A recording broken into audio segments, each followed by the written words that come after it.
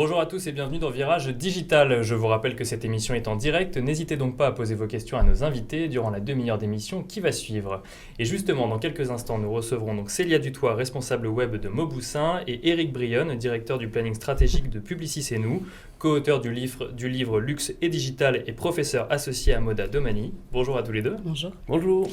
On sera rejoint un tout petit peu plus loin par Benoît Dos qui nous présentera WannaSpeak dans le pitch de la semaine. Mais tout de suite, place à l'info numérique de la semaine avec la revue de presse.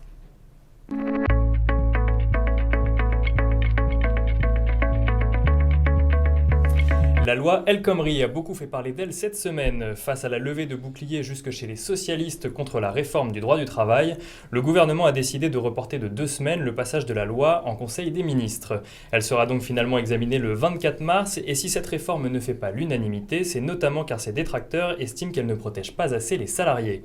En cause des indemnités prud'homales plafonnées ou encore des modalités élargies au licenciement économique, les entreprises pourraient en effet, si la loi passe, justifier un plan social par une réorganisation de l'entreprise nécessaire à la sauvegarde de la compétitivité. Des difficultés économiques qui seront appréciées de manière nationale et non plus internationale, et c'est bien cela qui fait peur aux syndicats. Ces derniers redoutent en effet que les multinationales se mettent à avoir des difficultés économiques en France afin de pouvoir licencier plus facilement, alors qu'elles seraient prospères dans d'autres pays du monde et donc pourraient y embaucher plus facilement également. À suivre donc, le gouvernement s'est donné 2 semaines pour convaincre tous les intervenants autour de la table. Deuxième actualité de cette semaine, la Belgique aura désormais sur ses terres le plus grand centre de recherche numérique d'Europe. Ce dernier n'est pas nouveau pour autant, il est le résultat de la fusion du centre de recherche flamand en nanoélectronique IMEC et du centre de recherche numérique et incubateur iMinds. Nommé IMEC, il comptera près de 3500 chercheurs, ce qui en fera le premier centre numérique européen, devant le consortium Fraunhofer de microélectronique en Allemagne et le CEA Leti à Grenoble, un centre de recherche qui pourra être présent sur l'ensemble de la chaîne numérique, autant sur les puces électroniques que les logiciels d'application. Une fusion présentée par Danny Goderis, le PDG d'iMinds, comme la réponse au défi de la transition vers la société de demain. Et justement, cette société de demain, on y arrive et on y arrive de manière ludique puisque la Coupe du Monde de course de drone a débuté fin février. Le 22 février exactement avait lieu au Miami Dolphin Stadium le premier tour des qualifications de la Drone Racing League, une compétition qui a pour but d'élire le meilleur pilote de drone au monde et qui voit s'affronter 17 candidats, américains, australiens, brésiliens ou encore mexicains. Lors de cette compétition, les pilotes sont assis les uns à côté des autres et sont munis de lunettes qui leur permettent de voir ce que filme la caméra à l'avant du drone. Un nouvel exercice qui laisse une large part au spectacle comme on peut le voir sur la vidéo. Si la date du deuxième round n'est pas encore fixée, on sait déjà qu'elle se déroulera dans un centre commercial abandonné ayant déjà servi de décor de film et ce sera l'occasion pour l'Australien Rek de mettre sa première place en jeu. Et enfin, dernière actualité de cette semaine, la Google Car a eu un accident. Et même s'ils se font très rares, ce n'est pas le premier, mais la particularité de celui-ci est que les ingénieurs de Google reconnaissent la faute de l'intelligence artificielle de la Google Car dans l'accident. Arrêtée par des travaux sur sa file, la voiture a d'abord laissé passer un certain nombre de voitures sur sa gauche avant de s'engager elle-même sur la file de gauche.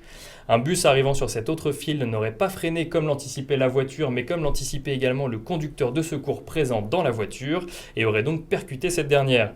Une mauvaise anticipation du comportement du bus dont Google assume une claire part de responsabilité, mais Google rappelle également que ce type d'erreur de lecture du comportement de l'autre survient tous les jours entre conducteurs, un incident qui a depuis été intégré dans l'intelligence artificielle de la Google Car et qui ne devrait donc plus se reproduire.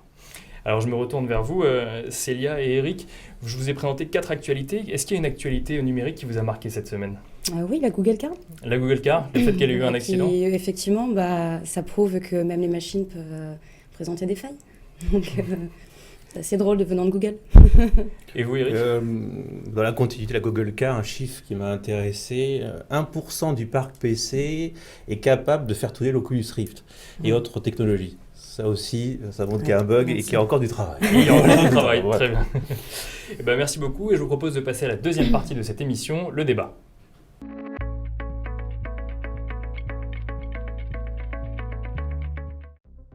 Demain appartient aux plus rapides.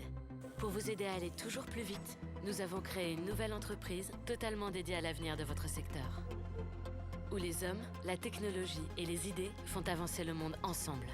Accélérer l'innovation, accélérer le changement, accélérer l'avenir. Hewlett Packard Enterprise.